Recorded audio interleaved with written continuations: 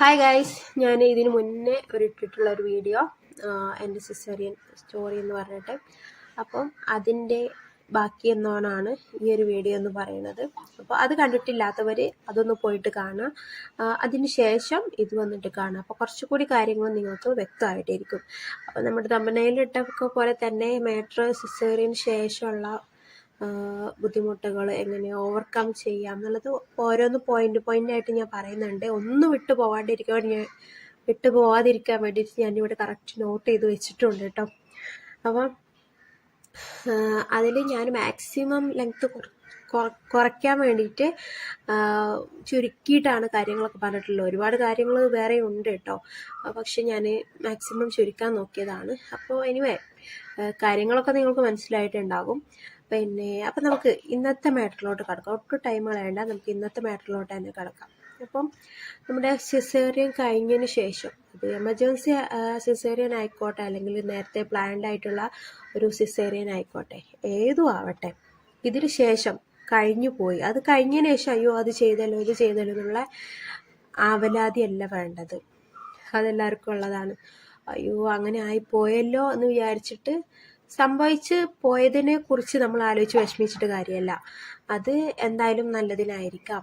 അപ്പൊ ഇനി എങ്ങനെ, അടുത്തത് എന്ത് എന്നുള്ള കാര്യമാണ് ചിന്തിക്കേണ്ടത്. അപ്പൊ ഞാനിതിൽ പറയുന്ന എല്ലാ കാര്യങ്ങളും നിങ്ങൾക്ക് എല്ലാവർക്കും, സിസേറിയൻ ചെയ്തവർക്കും ചെയ്യാൻ പോകുന്നവർക്കും എല്ലാവർക്കും യൂസ് ആകുന്ന അത്രയും യൂസ്ഫുൾ ആയിട്ടുള്ള കാര്യങ്ങളാണ് ഷെയർ ചെയ്യുന്നത്. ഈ വീഡിയോ മുഴുവനായിട്ടും നിങ്ങൾ കാണാൻ ശ്രമിക്കുക. ഒരു കാര്യവും വിട്ടുപോകരുത്. ഇനിയുള്ള തലമുറയിലുള്ള പിള്ളേർക്കെങ്കിലും അല്ലെങ്കിൽ ഇനി അടുത്ത് ചെയ്യാൻ പോകുന്നവർക്കാണെങ്കിലും നല്ലൊരു ഹെൽത്തി ലൈഫ് അല്ലെങ്കിൽ ഒരു ഹെൽത്തി ബോഡി ആയിട്ട് അവർ മുന്നോട്ട് പോട്ടെ എന്നുള്ളൊരു ആഗ്രഹത്തോട് കൂടിയിട്ട് ഇത് ഷെയർ ചെയ്യാണ്. അപ്പോൾ മാക്സിമം നിങ്ങളെല്ലാവരും സ്കിപ്പ് ചെയ്യാണ്ട് കംപ്ലീറ്റ് ആയിട്ട് ഈ വീഡിയോ കാണാൻ ശ്രമിക്കുക. എല്ലാവർക്കും യൂസ്ഫുൾ ആയിട്ടുള്ളൊരു വീഡിയോ ആണ്. അപ്പോൾ ആദ്യം തന്നെ ഒരു ഡിസ്ക്ലൈമർ ഉണ്ട്. ഇത് എൻ്റെ ഓൺ എക്സ്പീരിയൻസ് എന്ന് ഞാൻ മനസ്സിലാക്കിയ കാര്യങ്ങളാണ്, എനിക്ക് വർക്കായിട്ടുള്ള കാര്യങ്ങളാണ് നിങ്ങളായിട്ട് ഞാൻ ഷെയർ ചെയ്യുന്നത്. എന്ന് പറയുമ്പോൾ നമ്മൾ നേരെ ഐസിയുലോട്ട് കയറ്റുന്നു. അതിനുശേഷം അവിടുന്ന് ഇറങ്ങിയിട്ടുള്ള കാര്യം, റൂമിലോട്ടോ വാർഡിലോട്ടോ എങ്ങോട്ടാ കൊണ്ടുവരുന്നത് വെച്ചാൽ 6 ദിവസം ഹോസ്പിറ്റലിലായിരിക്കും. അപ്പോൾ റൂമിലോ വാർഡിലോ എവിടേക്കാണ് കൊണ്ടുവരുന്നത് എന്ന് വെച്ചാൽ അവിടെ ചെന്നിട്ട് നമ്മുടെ ആദ്യത്തെ ടാസ്ക് എന്ന് പറയുന്നത് സ്വന്തമായിട്ട് എണീക്കുക എന്നുള്ളതാണ്. അപ്പോൾ സ്വന്തമായിട്ട് എണീക്കുമ്പോൾ അത് ഭയങ്കര ബുദ്ധിമുട്ടായിരിക്കും.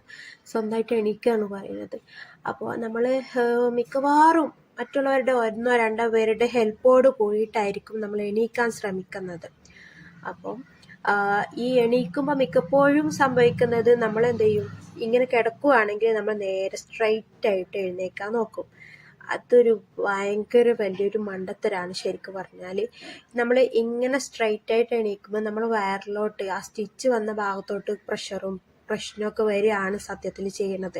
നമ്മൾ സ്ട്രൈറ്റ് ആയിട്ട് എണീക്കാണ്ട് ഇനിയിപ്പോൾ പിടിച്ചെഴുന്നേക്കുകയാണെങ്കിൽ തന്നെ ആദ്യത്തെ ബുദ്ധിമുട്ട് പോട്ടെ, 1-2 ദിവസം ഉണ്ടാകും എന്തായാലും.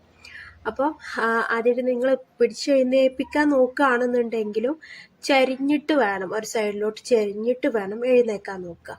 അത് ഫസ്റ്റ് പോയിൻ്റാണ്. പിന്നെ അത് കഴിഞ്ഞിട്ടുള്ള പറയാന്ന് വെച്ചാൽ നിങ്ങൾ സ്വന്തമായിട്ട് തന്നെ എണീച്ചു പഠിക്കുക എന്നുള്ളതാണ്. സ്വന്തമായിട്ട് തന്നെ എണീക്കണം. മറ്റുള്ളവർ എപ്പോഴും സഹായിക്കാൻ ഉണ്ടായിക്കോണമെന്നില്ല. ഹെൽപ്പിനില്ലാത്തവരും ഒറ്റയ്ക്ക് നിൽക്കുന്ന എല്ലാവരും ഉണ്ടാവും. എന്തായാലും സ്വന്തമായിട്ട് എണീക്കുക എന്നുള്ളത് ഒരു നിർബന്ധമായിട്ടുള്ള കാര്യം തന്നെയാണ്.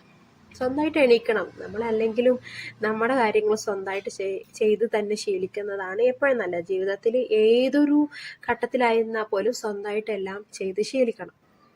അപ്പം നമ്മൾ സ്വന്തമായിട്ട് എണീക്കുമ്പോൾ തന്നെ ഇതേപോലെ തന്നെ എണീക്കാൻ ബുദ്ധിമുട്ട് തോന്നുമ്പോൾ നമ്മളൊരു സൈഡിലോട്ട് ചിലർക്ക് റൈറ്റ് സൈഡിലായിരിക്കും കൂടുതൽ പെയിൻ, ചിലർക്ക് ലെഫ്റ്റിലായിരിക്കും. അപ്പം ഏത് സൈഡാണ് അത്രയ്ക്ക് വേദന ഇല്ലാത്തതെന്ന് വെച്ചാൽ ആ സൈഡിലോട്ട് പതുക്കെ ഇങ്ങനെ കൈ കുത്തിയിട്ട്, കൈ ഓവറായിട്ട് കുത്തുകയും ചെയ്യരുത്. പ്രഷർ ഒരുപാട് വയറിലോട്ട് വരാത്ത രീതിയിൽ നിങ്ങൾ ശ്രദ്ധിച്ചിട്ട് സൈഡ് ചെരിഞ്ഞ് കിടന്നിട്ട് പതുക്കെ എണീക്കുക. അത്രേ ഉള്ളൂ, സിമ്പിളാണ്. അപ്പം അത് നിങ്ങൾ ചെയ്ത് കഴിഞ്ഞാൽ പകുതി നിങ്ങൾ സക്സസ് ആയി. സിസേറിയൻ ആണെങ്കിൽ പറയും വയറ് മുറുക്കി കെട്ടണം, ഇല്ലെങ്കിൽ വയറ് ചാടും എന്നൊക്കെ ഇങ്ങനെ പലരും വന്നിങ്ങനെയൊക്കെ പറയും. പക്ഷെ അതൊന്നും കേൾക്കാൻ നിൽക്കരുത്. കേട്ടാൽ നിങ്ങളുടെ കാര്യം കട്ടപ്പുകയായിരിക്കും.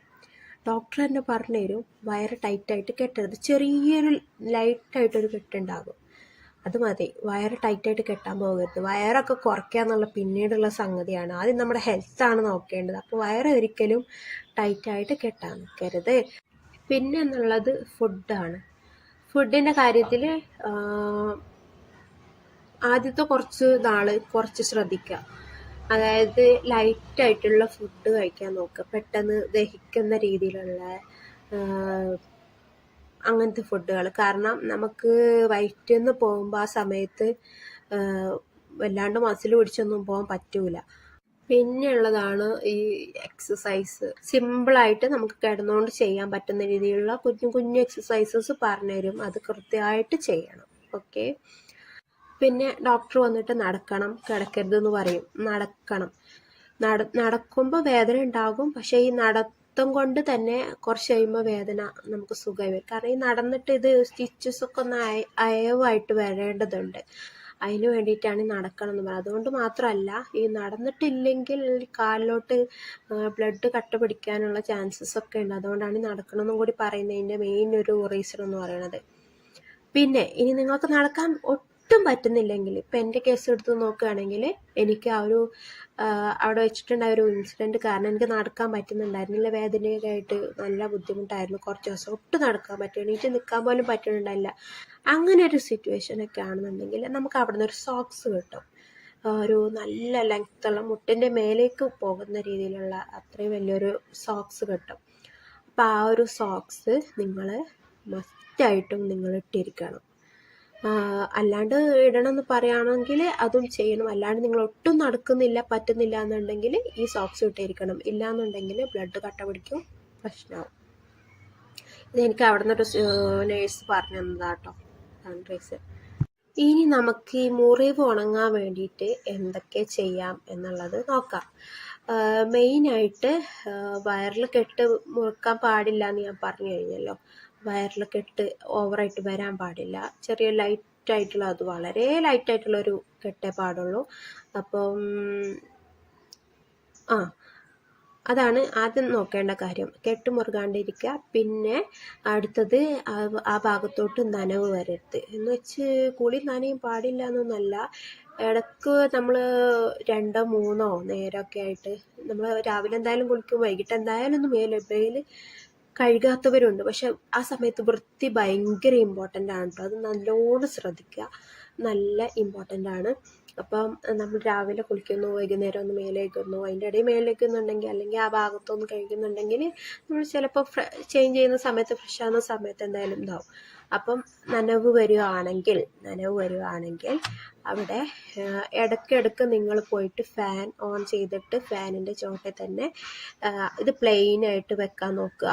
കാറ്റ് കൊള്ളിക്കുക, ഇടയ്ക്കിടയ്ക്ക് കാറ്റ് കൊള്ളിക്കാം, നനവ് വരാണ്ട് നോക്കുക. പിന്നെ ഉള്ളത്, കൊച്ചിന് പാല് കൊടുക്കുന്ന സമയത്ത് ഈ പാല് നിറഞ്ഞിട്ട് അതിങ്ങനെ ഒലിക്കുമല്ലോ, നിറഞ്ഞ്, ചിലർക്ക് അങ്ങനെയുണ്ട്, നിറഞ്ഞ് കവിഞ്ഞങ്ങ് ഒഴുകും. ആ സമയത്ത് ഭയങ്കര പ്രശ്നമാണ്. ഈ പാല് ചെന്നിട്ട് അവിടേക്ക് എത്തിക്കഴിഞ്ഞാൽ, നമ്മൾ ഒഴുകിയിട്ട് വയറിൻ്റെ അവിടെ എത്തിക്കഴിഞ്ഞ് കഴിഞ്ഞാൽ, അവിടെ പറ്റിക്കഴിഞ്ഞാൽ ഭയങ്കര ഇഷ്യൂ ആയിരിക്കും കേട്ടോ. അതുകൊണ്ട് ആ ഒരു ഇത് വരാണ്ട് നോക്കുക. പാല് നിറഞ്ഞൊഴുകി അവിടെ എത്താണ്ട് നോക്കുക. അവിടെ എപ്പോഴും നല്ല നീറ്റായിട്ട് ഡ്രൈ ആയിട്ട് വെക്കാൻ പ്രത്യേകം ശ്രദ്ധിക്കുക. പിന്നെ കൊച്ചിൻ്റെ മൂത്രം, കൊച്ചിനെടുക്കുന്ന സമയത്ത് കൊച്ചിൻ്റെ മൂത്രം അവിടെ വരാൻ ചാൻസ് ഉണ്ട്. കൊച്ചുങ്ങളാകുമ്പോൾ എപ്പോഴും മൂത്രം ഒഴിച്ചുകൊണ്ടേയിരിക്കും. അപ്പോൾ ആ മൂത്രം ഒന്നും ആ ഭാഗത്തോട്ട് ഒട്ടും വരാണ്ട് ശ്രദ്ധിക്കുക. പിന്നെയുള്ളൊരു കാര്യം എന്ന് വെച്ചാൽ, ഈ നമുക്ക് അവിടെ നിന്ന് ഡിസ്ചാർജ് ആവുന്ന സമയത്ത് കുറച്ച് പ്രത്യേക മരുന്നുകൾ 1 മാസത്തേക്ക് ഉണ്ടാകും. ആ മരുന്നുകൾ 1 മാസത്തേക്കുള്ള മരുന്നുണ്ടാകും, പിന്നെ 6 മാസത്തേക്കുള്ള മരുന്നുണ്ട്. അത് അയണും കാൽഷ്യം ആയിരിക്കും. അത് പിന്നെ സംസാരിക്കാം. ഇത് 1 മാസത്തേക്ക് അങ്ങാണ്ടുള്ള മരുന്നുണ്ടാകും. വിറ്റമിൻ സി അടക്കമുള്ള ടാബ്ലറ്റ്സുകൾ ഉണ്ടാകും. അത് കൃത്യമായിട്ട് കഴിക്കാം. ഈ വൈറ്റമിൻ സിയുടെ ടാബ്ലറ്റ് എന്ന് പറയുന്നത് മുറിവ് ഉണങ്ങാൻ ബെസ്റ്റ് സാധനമാണ്. അപ്പം അതിന് വേണ്ടിയിട്ടാണ് ഇത് മെയിനായിട്ട് തരുന്നത്. പിന്നെ നമ്മൾ വിറ്റമിൻ സി അടങ്ങിയിട്ടുള്ള ഫുഡുകൾ ധാരാളം കഴിക്കുക. ഞാൻ വിറ്റമിൻ സി എന്ന് പറയുമ്പോൾ നമ്മുടെ ഈ പുളിയുള്ള ആഹാരങ്ങളാണ്, ഈ ഓറഞ്ചൊക്കെ അതിൽ പെടും. അപ്പോൾ ഞാൻ കരുതിയിട്ടുണ്ടായിരുന്നത് ഈ പുളിയുള്ള ആഹാരം കഴിക്കുമ്പോൾ നമുക്ക് ചുമ വരുമല്ലോ, ചുമ വരാൻ ചാൻസ് ഉണ്ട്. അപ്പം അത് കഴിക്കുന്ന സമയത്ത് ചുമ വന്നു കഴിഞ്ഞാൽ ചുമച്ച് കഴിഞ്ഞാലും പ്രശ്നമാണ്. അപ്പോൾ അത് പേടിച്ചിട്ട് ഞാൻ മാക്സിമം ഈ വൈറ്റമിൻ സിയുടെ ഫുൾ ഫുഡ് അവോയ്ഡ് ചെയ്തു. അത് വൻ മണ്ടത്തരാണ്. അപ്പോൾ വൈറ്റമിൻ സിയുടെ ഫുഡ് പറ്റാവുന്നിടത്തോളം നല്ല രീതിയിൽ കഴിക്കുക. അത് ഈ പെട്ടെന്ന് മുറിവ് ഉണങ്ങാൻ വേണ്ടിയിട്ട് നമുക്ക് സഹായിക്കും. പിന്നെ ഇപ്പം ഞാൻ ഈ ചുമയുടെ കാര്യം പറഞ്ഞല്ലോ, ഈ സമയത്ത് നമ്മളെ ഏറ്റവും കൂടുതൽ പേടിപ്പെടുത്തുന്ന ഒരു സംഗതിയാണ് ഈ ചുമ, തുമ്മൽ എന്ന് പറയുന്ന ഒരു സാധനം. ചുമച്ച് കഴിഞ്ഞാൽ അല്ലെങ്കിൽ ഒന്ന് തുമ്മിക്കഴിഞ്ഞാൽ സ്വർഗം കാണും നമ്മൾ. അപ്പം അത് എങ്ങനെ സൂക്ഷിക്കുക എന്നുള്ളത് അവിടെ നമ്മൾ ശ്രദ്ധിക്കേണ്ട കാര്യം, ചുമ വരാണ്ടിരിക്കാൻ ശ്രദ്ധിക്കുക. തണുത്ത ആഹാരങ്ങൾ, വെള്ളം കുടിക്കുന്നത്, തണുത്ത എന്തും ആയിക്കോട്ടെ, ചുമ വരുന്ന കഫക്കെട്ടോ അങ്ങനെയൊക്കെ വരുന്ന രീതിയിലുള്ള ഫുഡുകൾ, അല്ലെങ്കിൽ തണുത്ത വെള്ളം, പച്ചവെള്ളം ഇതൊക്കെ ഒഴിവാക്കുക. നല്ല ചൂടുവെള്ളം, ഇളം ചൂടുള്ള വെള്ളം, പിന്നെ നല്ല ഫ്രഷ് ഫുഡ്, അങ്ങനെ ചുമ വരാണ്ടൊക്കെയുള്ള ഫുഡ് ശ്രദ്ധിക്കുക. ഇനി അഥവാ അങ്ങനെ ചുമ വന്നു പോയാലോ, അതിന് വേണ്ടിയിട്ടൊരു സിറപ്പ് പ്രത്യേകം കരുതി വെച്ചോളാം കയ്യിൽ.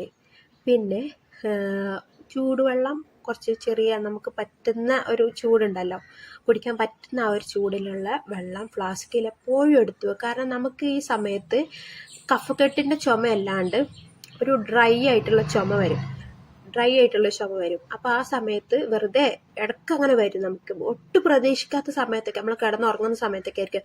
അപ്പം നമുക്ക് വരുന്നൊരു വേവലാതി വെപ്രാളം ഉണ്ട്. അപ്പം ഞാൻ എന്ത് ചെയ്തതെന്ന് വെച്ചാൽ തൊട്ടടുത്ത് എപ്പോഴും ഒരു ഫ്ലാസ്കിൽ ചൂടുവെള്ളം റെഡിയാക്കി വെച്ചിരിക്കുക. അത് എപ്പോഴും രാത്രി ആയാലും പകലായിരുന്നാലും എപ്പോഴും ഞാൻ എൻ്റെ കയ്യെത്തുന്ന ദൂരത്ത് എപ്പോഴും വച്ചിരിക്കും. അതുപോലെ നിങ്ങളും ശ്രദ്ധിക്കുക.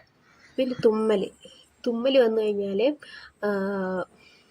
എൻ്റെ കാര്യം പറയുകയാണെങ്കിൽ ഞാനിങ്ങനെ നിമിഷം പ്രാർത്ഥിച്ചുകൊണ്ടിരിക്കുന്നത് എന്താ പറയുക, പഠിച്ചോനെ ഒരു ചുമയും വരാതെ കാത്തോളനെ റബ്ബേ എന്നുള്ളതാണ് സലാത്തും ചൊല്ലി പ്രാർത്ഥിച്ചുകൊണ്ടിരുന്നത് കേട്ടോ. ഇപ്പം ചിരിച്ചുകൊണ്ട് പറയും, പക്ഷെ ആ സമയത്തൊക്കെ അത് നമുക്ക് ഓർക്കാൻ പറ്റാത്തൊരു സിറ്റുവേഷനാണ്. അപ്പം അഥവാ എൻ്റെ കേസിൽ എനിക്ക് ആ സമയത്ത് സ്റ്റിച്ച് ഉണങ്ങണ വരെ എൻ്റെ ആ ഭാഗ്യത്തിന് ഒരു തുമ്മൽ പോലും വന്നില്ല. ഇങ്ങനെ വരുന്ന പോലെ തോന്നും, പക്ഷെ അങ്ങ് പുറത്തേക്ക് വരില്ല. അത് എൻ്റെ ഒരു ഭാഗ്യമായിട്ട് ഞാൻ കണക്കാക്കുകയാണ്. അപ്പോൾ ഞാൻ അങ്ങനെ രക്ഷപ്പെട്ടു കേട്ടോ. ഒരു മാസം എനിക്ക് തുമ്മലിൻ്റെ ഒരു പരിപാടി ഉണ്ടായിരുന്നില്ല, അതുകൊണ്ട് ഞാൻ രക്ഷപ്പെട്ടു. അപ്പോൾ ഈ പൊടിയൊന്നും അടിക്കാണ്ടിരിക്കാൻ ശ്രദ്ധിച്ചോണം. പൊടിയൊക്കെ തട്ടിക്കഴിഞ്ഞാൽ പെട്ടെന്ന് തുമ്മൽ വരും. പിന്നെ അതോടൊപ്പം തന്നെ ഒരു കാര്യം പറയാം, നിങ്ങൾ ഈ ഹോസ്പിറ്റലിൽ നിന്ന് വരുന്നതിന് മുന്നേ തന്നെ നിങ്ങൾ വീടും റൂമും എല്ലാം നല്ല ക്ലീൻ ആക്കിയിട്ട് വെച്ചേക്കണം. അത് പ്രത്യേകം ശ്രദ്ധിക്കുക. പിന്നുള്ളത് ഈ എണ്ണ തേക്കുന്നത്, നമ്മൾ പ്രസവരക്ഷ എന്ന് പറയുന്ന എണ്ണ തേക്കുക, തേച്ച് കുളി എന്നൊക്കെ പറയുമല്ലോ, അതെപ്പോഴാണ് തുടങ്ങേണ്ടതെന്ന് ചോദിച്ചു കഴിഞ്ഞാൽ, ഞാൻ ഡോക്ടറെ അടുത്ത് ചോദിച്ച സമയത്ത് ഡോക്ടർ എന്നോട് ഒരു 28 ദിവസമൊക്കെ കഴിഞ്ഞിട്ട് മതി എന്നാണ് പറഞ്ഞത്. അപ്പം അതനുസരിച്ച് ഞങ്ങൾ കൃത്യം 28 ദിവസം കഴിഞ്ഞിട്ട് തന്നെയാണ് ചെയ്തത്. അപ്പോൾ അത് നോക്കുക, നിങ്ങളുടെ ഡോക്ടർ ചിലപ്പോൾ നിങ്ങളുടെ മുറിവ് കാണുമ്പോൾ നിങ്ങളുടെ ഡോക്ടർക്ക് മനസ്സിലാവും നിങ്ങൾക്ക് പെട്ടെന്ന് എങ്ങനെയാണ്, നിങ്ങളുടെ ബോഡി കണ്ടീഷൻ എങ്ങനെയാണ്, എപ്പം നിങ്ങൾക്ക് എണ്ണ തേച്ചുകുളിയൊക്കെ പറ്റും എന്നുള്ളത് ഡോക്ടർ പറയും. ഇപ്പം ഡോക്ടർ എന്താ വെച്ചാൽ പറയണത് അത് കൃത്യമായിട്ട് നിങ്ങൾ ഫോളോ ചെയ്യുക. ഇപ്പം എൻ്റെത് 28 ദിവസം കഴിഞ്ഞിട്ടാണ് ഞാനൊക്കെ കുളി സ്റ്റാർട്ട് ചെയ്തത്. പക്ഷെ എന്നാലും എപ്പോഴും ശ്രദ്ധിക്കാറുണ്ടായിരുന്നു, നമ്മൾ ഈ കുഴമ്പും എണ്ണയൊക്കെ തേക്കുന്ന സമയത്ത് ആ ഭാഗത്തോട്ട്, സ്റ്റിച്ചിൻ്റെ ഭാഗത്തോട്ട് ഒട്ടും എണ്ണ വരാണ്ട് നോക്കുക. ബാക്കിയുള്ളിടത്തൊക്കെ തേക്കാം, ആ സ്റ്റിച്ചിൻ്റെ ഭാഗത്തോട്ട് എണ്ണ വരാണ്ട് പ്രത്യേകം ശ്രദ്ധിക്കാം.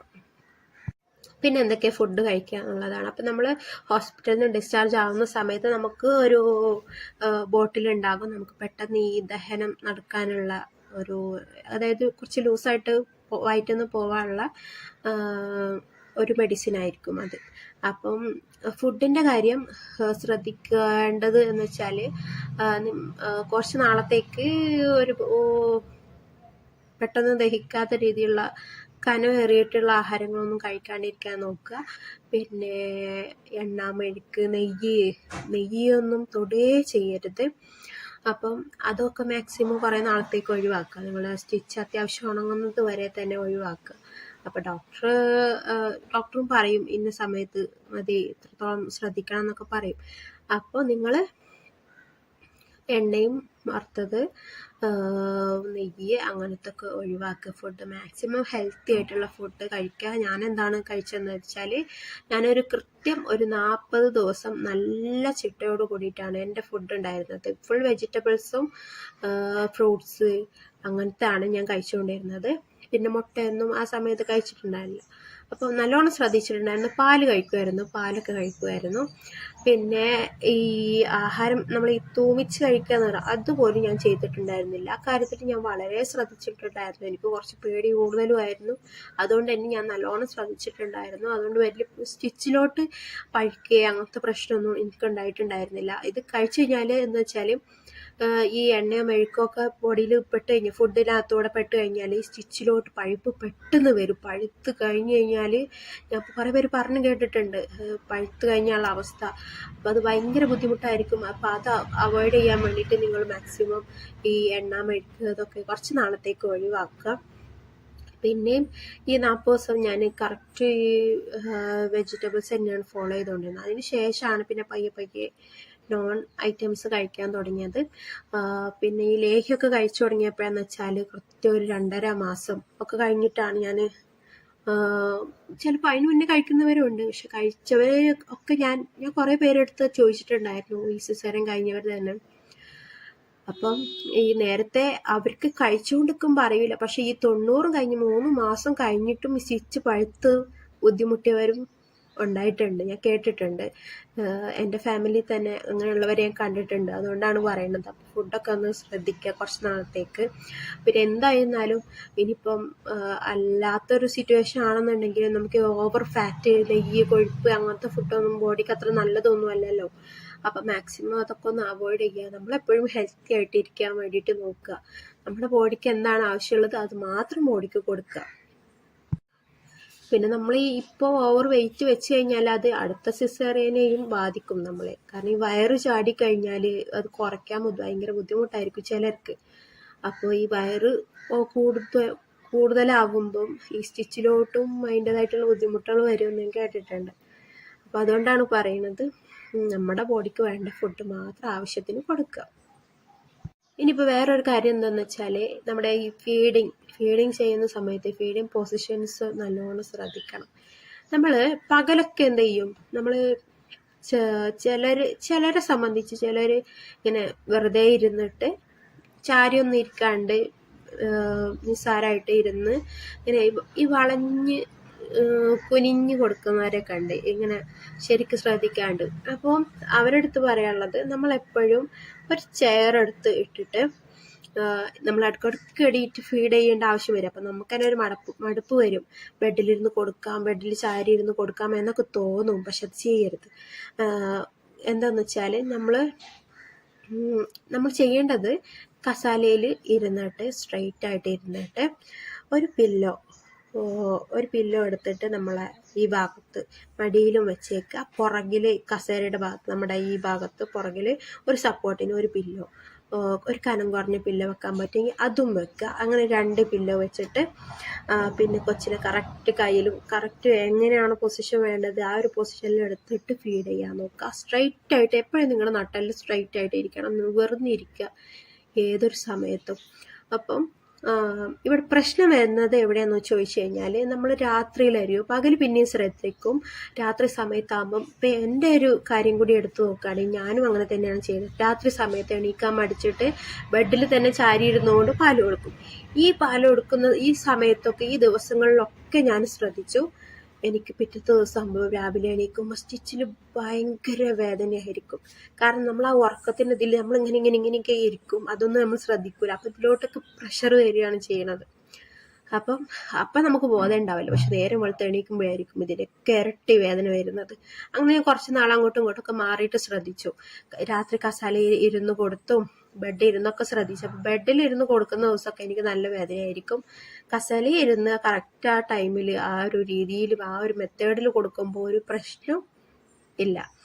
അപ്പം വേദന കൂടാനുള്ള ഒരു മെയിൻ റീസൺ ഇതും കൂടിയാണ്. അപ്പം നിങ്ങൾ പാല് കൊടുക്കുന്ന സമയത്ത് ഈ ഒരു കാര്യം കൂടെ ഒന്ന് പ്രത്യേകം ശ്രദ്ധിക്കുക. എപ്പോഴും സ്ട്രെയിറ്റ് ആയിട്ട് നിങ്ങളുടെ നട്ടൽ സ്ട്രെയിറ്റ് ആയിട്ട് വെച്ചിട്ട് വേണം ഇരുന്നിട്ട് ഫീഡ് ചെയ്യാൻ വേണ്ടിയിട്ട്.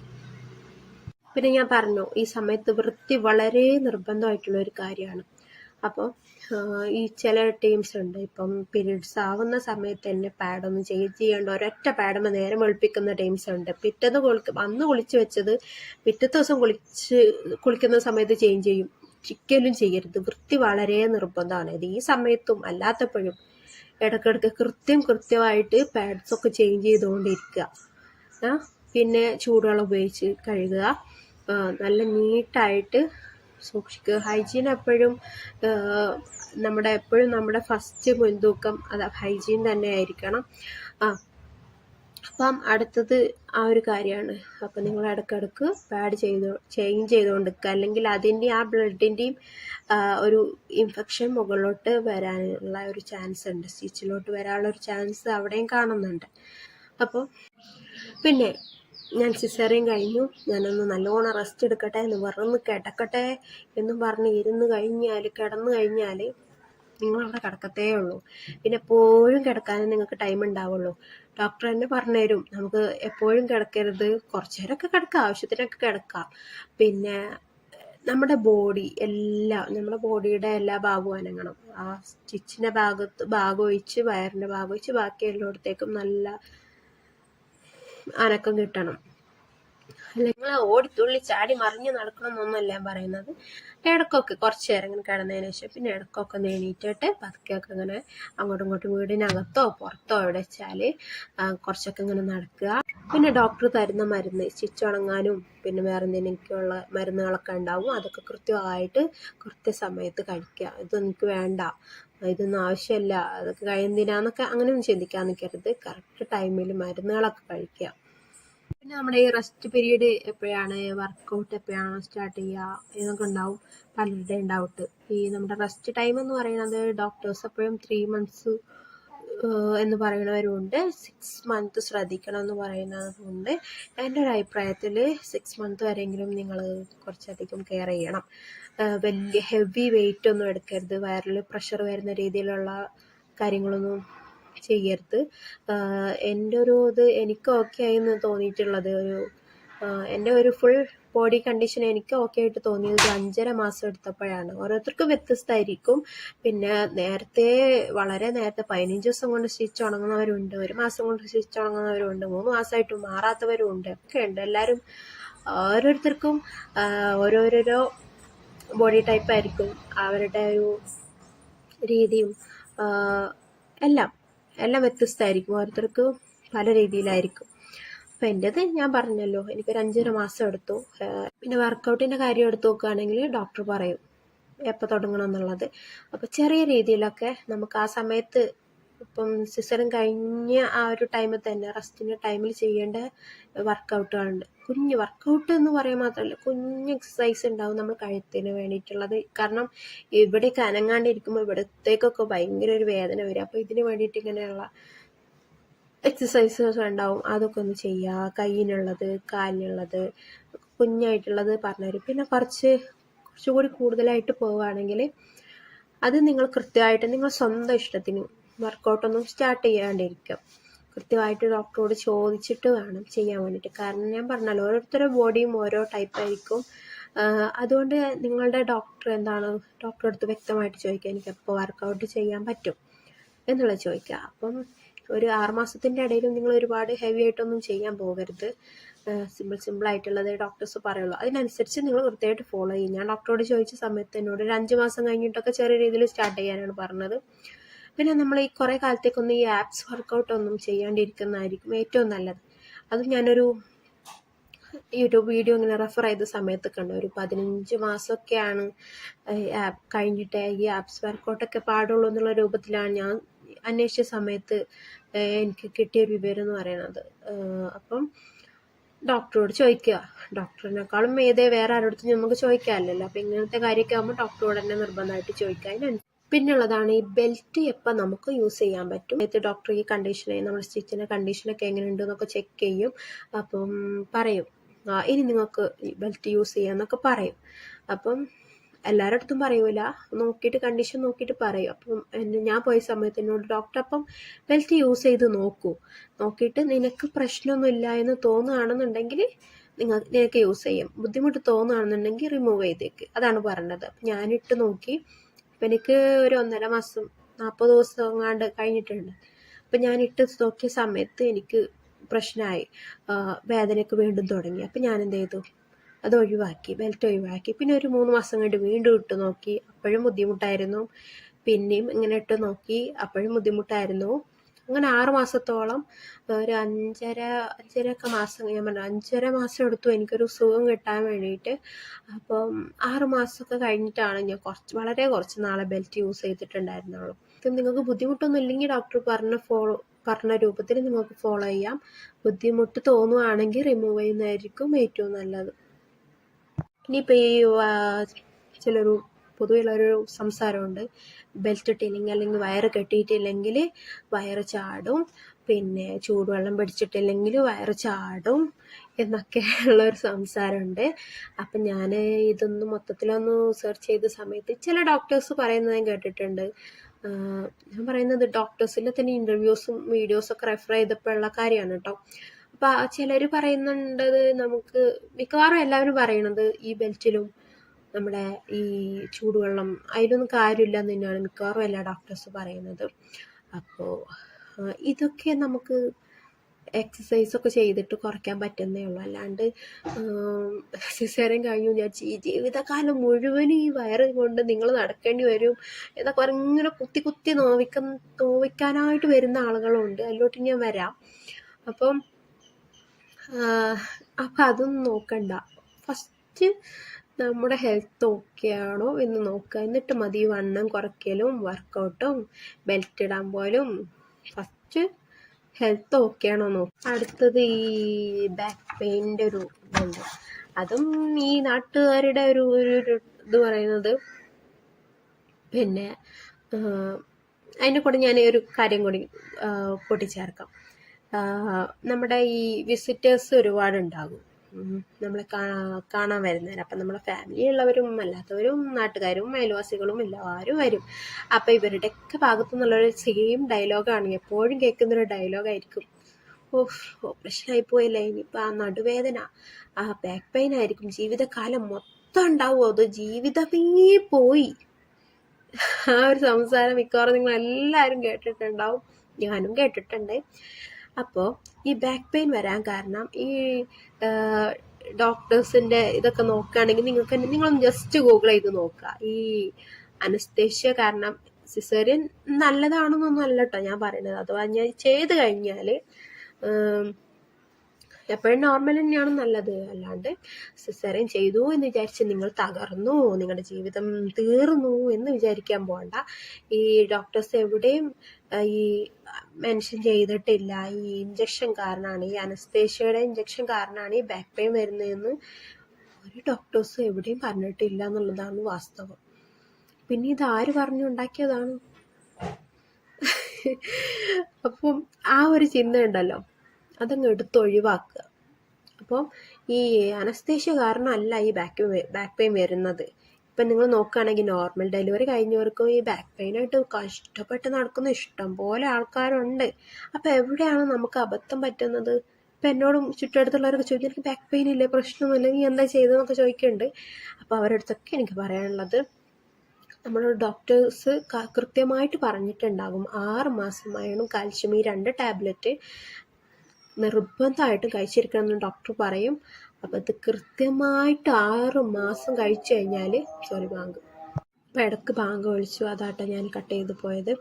അപ്പം ഞാൻ പറഞ്ഞു വന്നത് 6 മാസം കൃത്യമായിട്ട് കഴിക്കാൻ അയണും കാൽഷ്യം ഡോക്ടർ എഴുതി തരും. അത് കൃത്യമായിട്ട് കഴിച്ചോണം. മിക്കവാറും അധികം 90% ആളുകൾ കഴിക്കുന്നില്ല എന്നാണ് ഞാൻ മനസ്സിലാക്കിയത്. ഈ സിസേറിയൻ ആയിരുന്നാലും ഇനി നോർമൽ ഡെലിവറി ആണ് നിങ്ങൾക്ക് കഴിഞ്ഞത് എന്നാലും നിങ്ങൾ നിർബന്ധമായിട്ടും 6 മാസം നിങ്ങൾ കഴിക്കുക. കാരണം കൊണ്ട് എൻ്റെ ഒരു കാര്യം വെച്ച് നോക്കുകയാണെങ്കിൽ ഞാനിപ്പോൾ 6 മാസം കൃത്യമായിട്ട്, അതിന് മുന്നും ഗർഭിണിയായിരുന്ന സമയം തൊട്ടേ ഞാനിതൊക്കെ കൃത്യമായിട്ട് കഴിക്കുന്നുണ്ട്. ഇതിന് ശേഷം 6 മാസം കൃത്യമായിട്ട് ഞാൻ ആ മെഡിസിൻസൊക്കെ ഡോക്ടർ പറഞ്ഞതൊക്കെ കൃത്യമായിട്ട് ചെയ്തിട്ടുണ്ടായിരുന്നു. അതുകൊണ്ട് തന്നെ പഠിച്ചവൻ്റെ അനുഗ്രഹം കൊണ്ട് തന്നെ ബാക്ക് പെയിൻ ഇതുവരെ എനിക്ക് ബാക്ക് പെയിൻ ഒരു ഇഷ്യൂ വന്നിട്ടില്ല. ഇപ്പം എനിക്കിപ്പം ഇത് കഴിഞ്ഞിട്ട് ഒരു 8.5 മാസം ഒക്കെ ആയിട്ടുണ്ട്. അപ്പം ഇതുവരെ എനിക്ക് ബാക്ക് പെയിൻ്റെ ഒരു ഇഷ്യൂ ഉണ്ടായിട്ടില്ല. അപ്പം ആ ഒരു മെയിൻ കാര്യം നിങ്ങളുടെ അടുത്ത് എല്ലാവരോടും ഷെയർ ചെയ്യണമെന്ന് എനിക്കുണ്ടായിരുന്നു. കാരണം ഈ ബാക്ക് പെയിൻ ഞാൻ കേട്ടിട്ടുണ്ട്, ഒരുപാട് പേർക്ക് ഇതൊരു ഇഷ്യൂ ആയിട്ട് പറയണത് ഞാൻ കേട്ടിട്ടുണ്ട്. അപ്പം എല്ലാവരിലോട്ടും നിങ്ങൾക്ക് എന്നാൽ കഴിയുന്ന എല്ലാവർക്കും ഇത് ഷെയർ ചെയ്യണം എന്നുള്ളൊരു ഇതുണ്ട് എൻ്റെ മനസ്സിലുണ്ടായിട്ടുണ്ടായിരുന്നു. അപ്പോൾ ആ ഒരു കാരണം കൊണ്ട് ഇനി നിങ്ങളാരും കഷ്ടപ്പെടാൻ പാടില്ല, ഒരു സ്ത്രീകളും കഷ്ടപ്പെടാൻ പാടില്ല. എല്ലാവരും എല്ലാ കാര്യങ്ങളും കൃത്യമായിട്ട് ഫോളോ ചെയ്യാൻ നിങ്ങളുടെ ഹെൽത്ത് നോക്കുക. ഇനി അടുത്തതാണ് ഏറ്റവും ലാസ്റ്റ് പറയാനുള്ളത്, നാട്ടുകാരുടെ വർത്താനം, മെൻ്റൽ ഹെൽത്ത്. ഓക്കെ, അപ്പോൾ അതോട് കൂടിയിട്ട് നമുക്ക് വീഡിയോ അവസാനിപ്പിക്കാം കേട്ടോ. അപ്പോൾ ഈ നമ്മൾ ഡിസ്ചാർജ് ആയി വന്ന ഉടനെ തന്നെ ഉണ്ടാവും വീട്ടിലേക്ക് ഒരുപാട് വിസിറ്റേഴ്സ് വരും. കുടുംബക്കാരുണ്ടാകും, നാട്ടുകാരുണ്ടാകും, അയൽവാസികളുണ്ടാകും, ഫ്രണ്ട്സ് ഉണ്ടാകും, എല്ലാവരും ഉണ്ടാകും. അപ്പം അറിവില്ലാണ്ട് നമ്മളടുത്ത് സംസാരിക്കുന്നവരുമുണ്ട്, അല്ലാണ്ട് മനഃപൂർവ്വം നമ്മൾ നോവിക്കണമെന്ന് വിചാരിച്ച് നമ്മളടുത്ത് സംസാരിക്കുന്നവരുമുണ്ട്.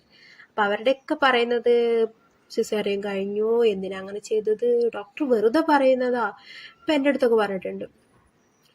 ഇപ്പം എനിക്ക് ഈ കൊച്ചിന് ചുറ്റുള്ളതുകൊണ്ടും പിന്നെ ഈ മഷിലീക്കായതുകൊണ്ടൊക്കെയാണ് എനിക്ക് സിസേറിയൻ ചെയ്തത്. അപ്പം എൻ്റെ അടുത്ത് പറഞ്ഞിട്ടുണ്ട് അതൊക്കെ ചുമ്മാ പറയുന്ന, ഡോക്ടേഴ്സ് വെറുതെ പറയുക ഓപ്പറേഷൻ ചെയ്യാൻ വേണ്ടിയിട്ട്, ചുമ്മാ കള്ളത്തരാണെന്നൊക്കെ അങ്ങനെ പറഞ്ഞിട്ടുണ്ട്.